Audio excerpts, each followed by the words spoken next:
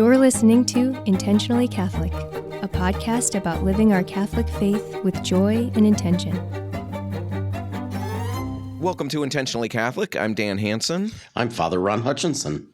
And Father Ron, we've got a new pope as of a few weeks ago. Yeah. And, I was relatively new to Catholicism when Francis became pope. Okay. So this is, I remember that one. I was there to watch that. But this is, my second time doing this, and I was paying more attention this time. And I'm really blown away, just all the emotions that get stirred up. But how it's not just Catholics either. It's people all over the world are focused on this. It's a big deal.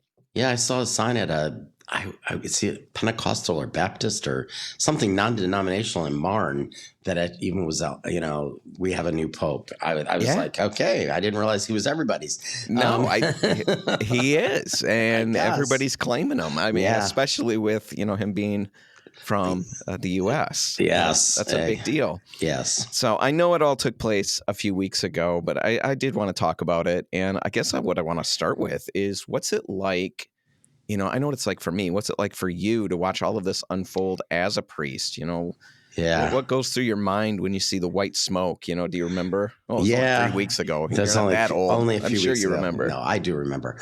Well, it's interesting. 13 years ago, I was in Rome when Francis was elected. So for me, it really stirred up a lot of like the memories of that experience of being in the piazza when the white smoke came out and just being like, oh my gosh, we have a pope. And, being so excited. It was a crazy night is all I remember. This time or that time? That time. Why were you there? Were you there expecting this announcement? No, I'm not a world traveler like that. But no, I happened to be on sabbatical. So I was in Rome doing a program there for the whole entire time of my sabbatical. And so literally I had to only walk down the hill from, the North American College down to the piazza. So it was, in fact, that night we weren't even going to go originally because it was kind of drizzling and it was icky. And, we're like, it's not going to happen tonight. It's only like a day and a half in or whatever. And, we ended up being there and it was crazy because we were in the middle of the piazza. Had lots of room around us, there weren't that many people. Mm-hmm. There were some, but not a huge crowd.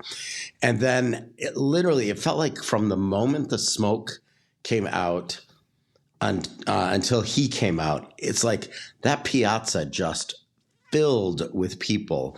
And we were in the middle of the piazza at an obelisk and got pushed by the crowd all the way to the front that night. So we were like 3 people from the front steps, like the balcony was right there. And it was I said to a reporter recently that was the scariest thing because I now realize like how a mob of people can move like a few others and you didn't feel like you were walking. I mean, it was like I was shuttled along. Crowd surfing. Yeah. Wow. It was strange. But anyways, this time it was funny because again, I so didn't expect it to happen. And I was watching the live feed just in case, kind of thing. And then it happened and I was like, oh my gosh, we've got a pope already, and I certainly didn't expect it this quickly this time either. I thought because there were so many cardinals who didn't know each other and it was just going to take a lot longer for it all to kind of work itself out. But it must have been, this is one of those times when I say it's obviously the Holy Spirit that did this because that's just like amazing in my mind. So interesting. Yeah. Because I was, that day I was working on my deck at home. So I had all the tools out and sanding the deck. And I have a friend who is really, really following this. And she texts and tells me, when what we're looking for and giving me the rundown. And I said, well, keep me updated because I'm going to be working on the deck. I'll need to know. And she said, it's not going to happen today. It's going to be a while. It's too soon. And then like An hour later, she's texting, "Oh my goodness, we've got a pope." So yeah, it was crazy. then we start the waiting to see what's going to happen. Yeah, and it's such a long period from when the smoke comes out until finally when the Pope comes out on the balcony. There's a lot of things that happen in between, and to be honest with you, it was even obviously that they had waited a little bit to even do the smoke because just the timing of when usually they would do the smoke signals, we call them. It was a lot later than it normally would have been. So, because it was dark already in Rome. So, yeah, it was strange. Yeah. Oh man. So, from a spiritual perspective, what do you think the election of a pope should mean to the average Catholic? Well, I guess for me, and I think for the average Catholic, it's like we're not sheep without a shepherd anymore. We're not, just kind of making our way through the world without a leader, without somebody to guide us. And so, yeah, and I think with Francis being as elderly as he was and being as sick as he had been for like the last month or so, it was already starting to feel like, like it's like the family on, hospice watch kind of thing. It felt like we were waiting and wondering for a while. So I think it was a good thing that it happened because none of us like to feel like we don't have somebody in charge, So that's for me what the feeling was. It was like, okay, we have a shepherd again, and let's see what he's going to bring to the church at this time. Because I'm a firm believer we get the pope that we need at the time for whatever reasons. So we may disagree. Some people may not like what the pope did, but there's a reason why, I think. And sometimes those reasons don't become entirely clear until history, is written, so to speak. Sure. Why do you think the whole world, like you said, different religious denominations are interested in it, talking about it? And I heard, I don't know, I'm trying to think how to even say this. I heard a lot of positive, I guess, which I thought was strange. Not strange, but from groups like, it's basically exactly what you said, a sign at a Pentecostal church or something saying we've got a new pope. That's not what you expect to see. No. Why do you think the whole world is so interested? Well, I think one of the things that has become abundantly clear is that this is no longer just a thing that Catholics pay attention to, because like even the news media was all like really focused on it and really waiting for it. And they seem to be educating people a lot more about it this time. At least that more was my this time impression. than it. Okay, because it's new to me. I'm not sure, but I saw the same thing you saw, and I thought they handled it largely really respectfully. I was just really surprised. Yeah, I was too. And I can't explain that entirely. I think obviously it's such an interesting process, and it's kind of wrapped in a certain amount of mystery, and it's wrapped in a certain amount of tradition. And I think people just are very intrigued by it. There's no doubt about it. So I think even more so this time because of being able to claim that he is a U.S. citizen. I mean, obviously, I've said to many people, he is about as American as, French fries. He's not. And I mean, French fries are actually pommes frites, and they come from France and Belgium, and, but it's just funny how everyone sees him as this American because he was, born here and raised here. And they, the rest of us look at the rest of his life and say, wow, he spent a lot of time in Peru. He was obviously, for his order was in a missionary order. So he was less American than any of the possible Americans. I mean, as one American cardinal put it, we had our picture taken, all of us together at the North American, and we didn't even include him in the picture because we don't think of him as American, Right.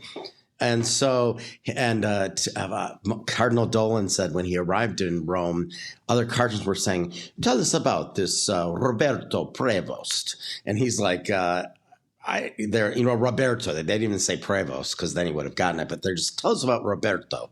And he's like, who the heck is Roberto? Who's Robert? I don't even know. And then it like dawned on him who they were. And he's like, well, we don't know much about him. You know as much as we do, So yeah, it's kind of an interesting thing that, and in some ways, I mean, it's funny, the people that everyone expected, because they were kind of put in place by Francis, would be like would be for certain the one elected, even though he was put in place by Francis as well. I don't think people thought of him as a possibility, and that is even more interesting because it proves that the one who goes in as a pope comes out as a cardinal, meaning, it's that idea, like if you go in thinking you're going to win it or this person's going to win it, you're not going to be the one. Trust me, How excited do you think they really are? Like when you say win it, I would imagine there's a whole lot of, oh my goodness. I don't think there is any winning it. I don't think I think that's the terms we use and we talk that way, but I think that, it's interesting. One of the cardinals who was sitting next to Cardinal Prevost, as the count was going on, the tally was happening, and they do it out loud. Mm-hmm. They say it out loud. They read it literally, like they say the last name. And he said that as it went on and on, now Pope Leo put his head into his hands and was just like overwhelmed by it because he realized it was coming his way. Right. And I think we don't realize that it's because like now you're in charge of this like huge institution. You are the one. It's all falls on your shoulders. And the other piece is you are no longer your life is no longer. You no longer have your life at all. I mean, it's interesting. One cardinal recently in an interview put it, it's why they choose a new name, because you are no longer that person anymore. You can't just go for a walk. You can't just go get a coffee. You can't, your life is not your own. And it's so the rest of your life. Names, and it's the rest of your life. Benedict was kind of an outlier there. Yeah, and even Benedict, I mean, in many respects. Yeah, he still was. He ended up, I thought for sure he would go retire like in Germany somewhere and, like a monastery and be just hidden. But he was, they created a residence in a former convent monastery on the grounds. So for him. So yeah, he was still Pope Benedict. I mean, so his life wasn't his own either. No, and even worse because he had to be super quiet and couldn't say much. It's like you can't be giving interviews saying like, I don't know what this guy's doing, but he's a goof, It's not how it works. So yeah, I think we don't realize like how overwhelming it really is. Oh, I can't even imagine. You hear, for me, you find out, oh, I'm going to be a father. We're going to have a baby, and that changes everything. And that's just one baby to take care of. And it's different. Yeah. But he's in charge. I mean, all of this weight is dumped on his shoulders. Yeah, and you could see it when he came out on the balcony. It was interesting. I remember when Francis came out on the balcony, you could tell he was like a deer in the headlights. Like, oh my gosh, you got all these people out on the piazza and everybody's screaming and, get their cameras and all that kind of stuff. Well, you could see it with Leo. He stepped out, and for him, it was a very emotional moment. It was like he got very teary-eyed. He was overwhelmed by it in a more emotional sense, like crying. You could see that he had tears in his eyes, and you could even hear it in his voice when he was talking. So it was obviously for him one of those moments of like, wow, this is life-altering, and I don't even realize right at this moment what it's going to be really all mean. Oh, no. The whole thing has been so interesting, of course, to watch. One of the things I thought was so crazy interesting was, I guess there was some debate whether he was a Cubs fan or a White Sox fan. Yeah. Turned out he's a White Sox fan.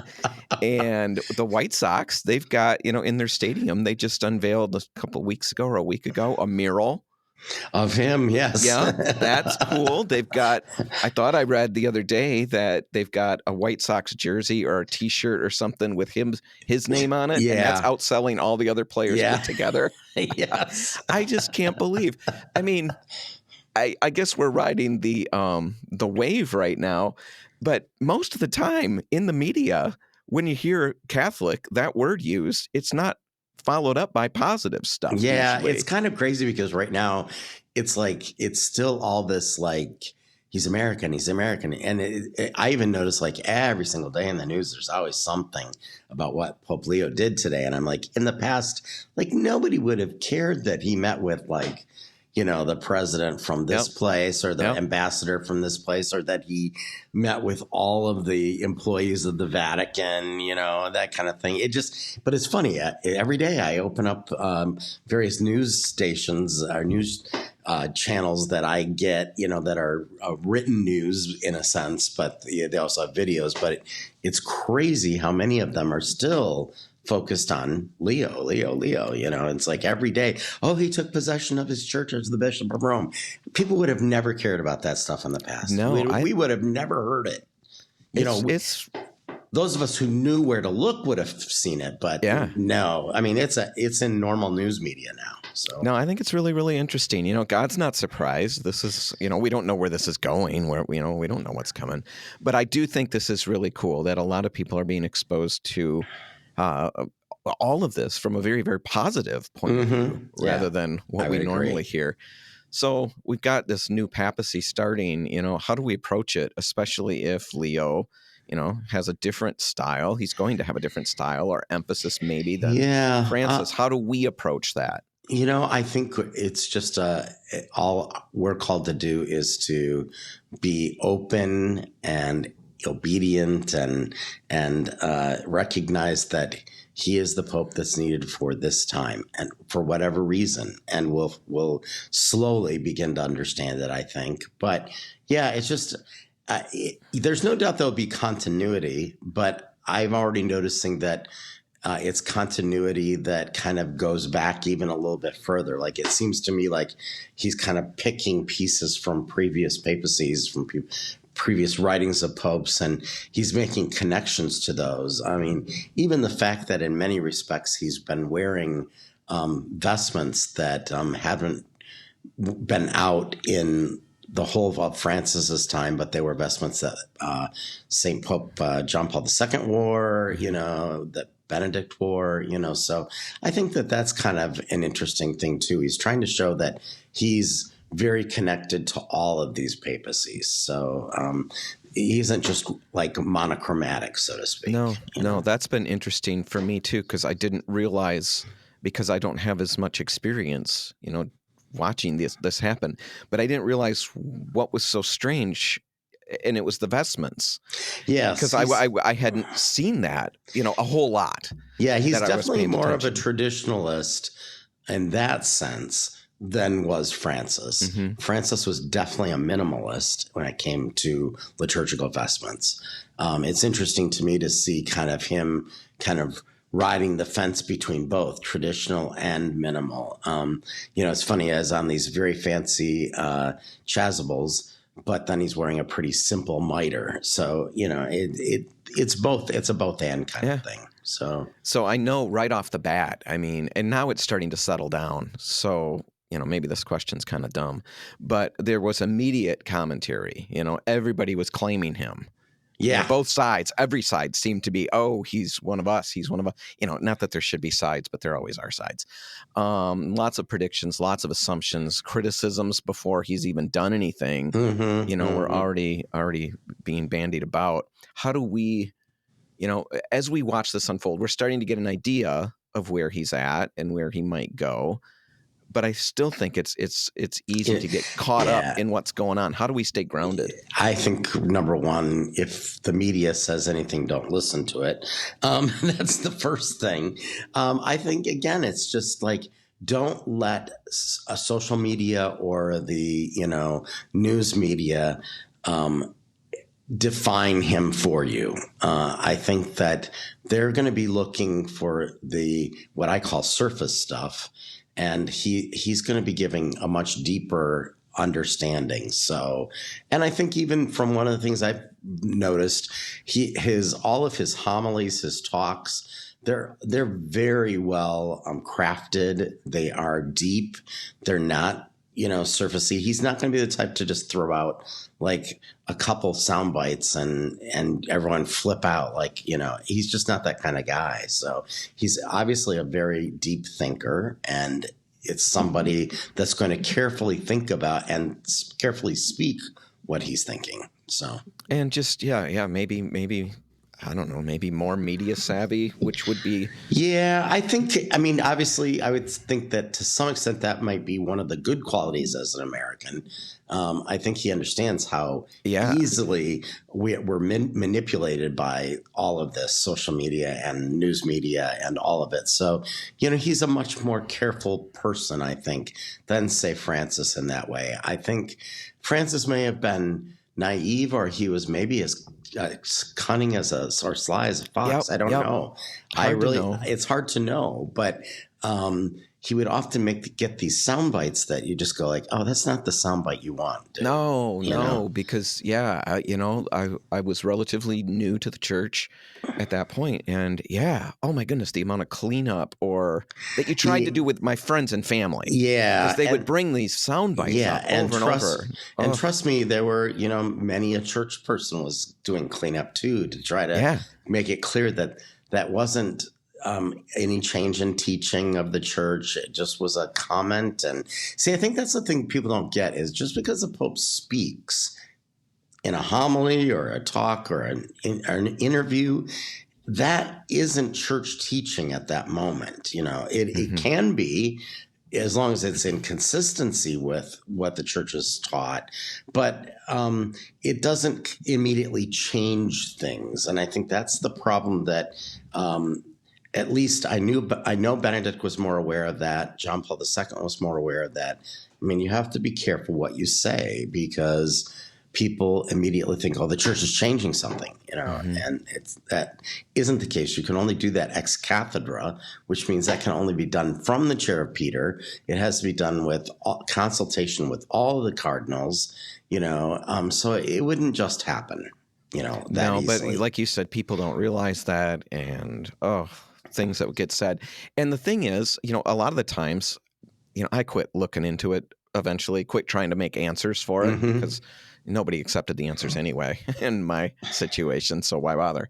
But a lot of the time I dig into it, and I could see my way through where I think I could see what he was saying and how this all was fine and wasn't as startling as it sounded. Sometimes it was startling, and yet I kept telling myself Jesus was very startling too, to the people in his day. I just think that the problem today is we think it's gospel truth because it's in the media or in social media or news media, and that is not gospel truth. Right. It could be completely misrepresented. And another thing that we've got is every single thing gets picked up and played. How many popes back? We don't have to go very far back where they had plenty of things that they could say that we never ever heard. There was a lot of they were giving blindness they were doing all these same audiences and all that kind of thing, but it wasn't being reported on. All of it wasn't being recorded. All of it wasn't live streamed, that kind of thing.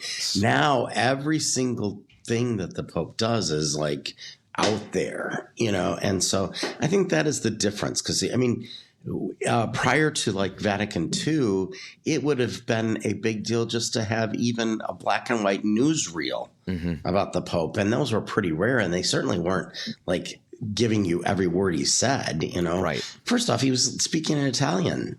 We, as a culture, we would have gone like, ugh, that's not American. Now we go, well, we've got a translator for that. So. It's crazy. It's crazy. I would not want every single utterance of mine and everything I did to be that scrutinized. Like we said earlier, what a ridiculous change to your life. I mean, just an unbelievable change to go from being even a cardinal who gets some attention, but now it's like laser focused. I can't think of anybody worldwide. Presidents, I guess. Yeah, But man, what scrutiny. The poor guy can't do anything. I mean, everywhere he goes, everybody knows, and the screaming crowds, and it's just it's very interesting. Yeah, I think none of us can ever fully realize how much his life changes the minute he says yes. I accept this this nomination. Does he have a choice? By the way it's written, yes, he does. Okay. He could have said, you can always say, no, I don't feel worthy of it. The problem is which person is going to feel worthy of it, And I think it's one of those things that if you believe that this is, all governed by the Holy Spirit, the power of the Spirit, you have to accept it. You have to go with it, even if you don't want to. And so, I think it's a great moment of obedience, even for a cardinal to at that moment to say, I accept. Accept though. Yeah. So, what do you think are some of the biggest challenges facing Pope Leo today? All the things we've got cooking. Well, I think there's no doubt about it that just because it's been in the media doesn't mean all this has been in the media doesn't mean that we aren't facing at this time the largest contingency of people who are they're not believers. And so I think evangelization is still a huge thing. I think that it's, the church in the modern world issues, how much do we alter what we believe and teach to make the modern world happy or to, in a sense, move with the modern world? I mean, all that is still a constant battle, and relations between different denominations and Catholicism, Muslims and Catholicism, Jews and Catholicism, all that is all still very, those are still very big issues. It's still, trying to figure out how we work with these groups and yet remain ourselves at the same time. So I think those are things. I'm hearing that a big issue is that the Vatican has been in debt. I don't know, however many years of the last 5 or decade. So there's a real need to shore up the finances of the Vatican. It's always been a problem, I mean, there have always been quote unquote financial misadventures in the Vatican, which is always kind of scary because it feels like a group of people who, don't know how to not play Machiavellian games, even with money. But that's interesting. There's just a whole lot of how to downsize the Vatican. I mean, the Vatican has a lot of employees. And the thing is it becomes like familial. It kind of goes from one father to son, like that. And so that's kind of this never ending. And that just means you end up with a lot of people on the payroll. The question is, are they really doing their job, or is there a job, really?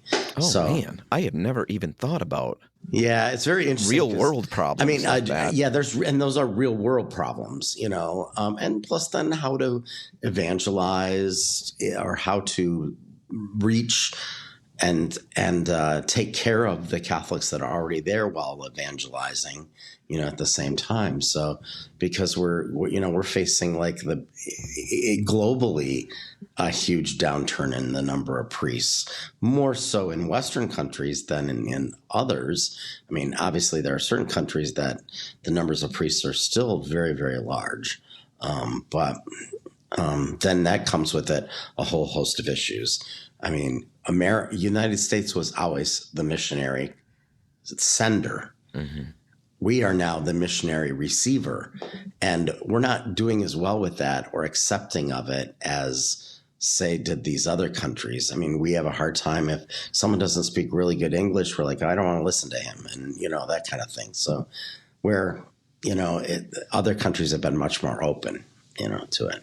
Man, I don't even know what a pope begins to try to do as Well, that's why he has a lot of people working with him and for him. But yeah, it's what problem do you want to tackle first, so to speak? Yeah. Oh my goodness. And I think the best advice I would give him would be, how do you eat an elephant one bite at a time? You have to just keep doing this and then move on to the next thing and then do this. Yeah. So with that all said, how do we pray for him? I mean, I guess God knows what he needs. Yeah, I think we just pray that, Pope Leo's give him the strength and courage and wisdom for the task for which he has been set, So looking back on all the different, how many popes have you lived through? Gosh. So John Paul II was a long. Yeah, he was a long papacy. Yeah, Paul VI I remember well because that was most of my childhood. And then obviously there was John Paul I, who was only 33 days before John Paul II. So, and I remember when that happened. I remember just everybody being so excited because they seemed like such a nice man, the smiling Pope he was referred to as. And boy, it didn't last long. So yeah, it's interesting. I was too young to John the 23rd, but John the 23rd was Pope when I was born. So yeah, so I've been through a number of them at this point. Is there any transition that really stands out to you? It's interesting. I think the transition, we don't realize how big it was, but the transition between John Paul II and Benedict. I mean, John Paul II had been Pope for like forever, it felt like, and we knew nothing else. So that was much harder than people realize, I mean, I think Benedict harder for Benedict. For Benedict. I think, because Benedict was never going to be able to compete with the kind of larger than life John Paul II, sense that everybody had, so I don't think he was a bad Pope. He was much more of an intellectual Pope. He was a quieter Pope. He just didn't, he didn't feel that he needed to be out there, out and loud, so to speak, So, but yeah. I grew up with, of course, John Paul II. But I was Baptist, and so we didn't really look at him all that kindly. I didn't know that much about him. I just knew he was the scary guy. That's what was in my head. Because they wear all these robes and they've got all these, what is going on with this stuff? And I came from a place where it wasn't, it was pretty anti-Catholic. And it was a big regret. Now, it's not a regret. That's the wrong word. I'm bummed about it. I didn't do anything that, intentionally, I was just raised that way. But I wish I had paid more attention. Because by the time I was really paying attention, was with Benedict and stuff. And I realized how cool and all the great things John Paul II did. And, what just a great example of Christianity and the Christian faith and the love of Jesus. And all of that was just completely off my radar when I could have enjoyed it while he was alive. Yeah, for me, because they're just a figure I grew up with, or they have always been part of my life. I probably, in some ways, take them more for granted than in reality, trying to feel like I'm really connected to them. I think there's no doubt that modern media and social media and all that has changed that tremendously. So now all of us feel a lot more connection than we would have at any other time in history. But it's just I look at it as he's got a job to do, and his job is over there, and it affects me at times. But at the same time, it doesn't affect me as much as say if whoever's our bishop is, that kind of thing.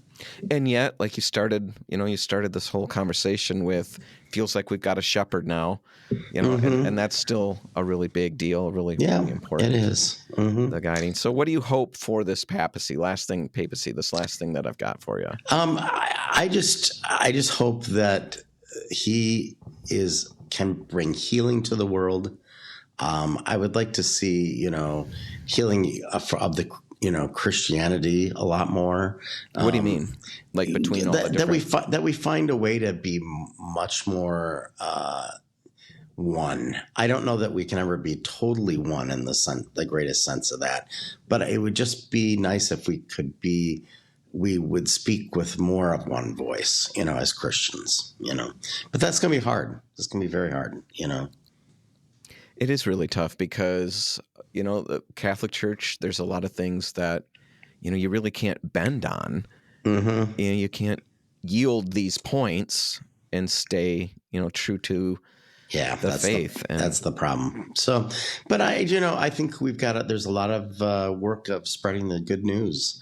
And there's no doubt that our world is in need of some good news. So, well, I definitely think that we're off to a good start with just the kind, I guess is the only word I can think of, media coverage that we've had. Mm-hmm. It's been nice. I'm sure it won't last. It never will. But let's take it while we've got it, because it's showing the rest of the world that, and the rest of the Christian world, they're seeing the Pope in a very positive light. And I think that can only be good down the road. I agree. Do you have anything you want to add, or are we going to I think we can wrap it up. All right. Remember, you can find all of our past episodes at iCatholic.show. So get there and check it out. Leave reviews. If they're pleasant, if they're kind, if you have something negative to say, put that on somebody else's podcast. All right. Check it out. For Intentionally Catholic, I'm Dan Hansen. I'm Father Ron Hutchinson. God bless. Thanks for listening to Intentionally Catholic. If you like what you heard, please consider sharing our show with a friend. If you have comments, questions, or topics you'd like to hear discussed, please email those to comments@icatholic.show. And be sure to tune in next time for another episode.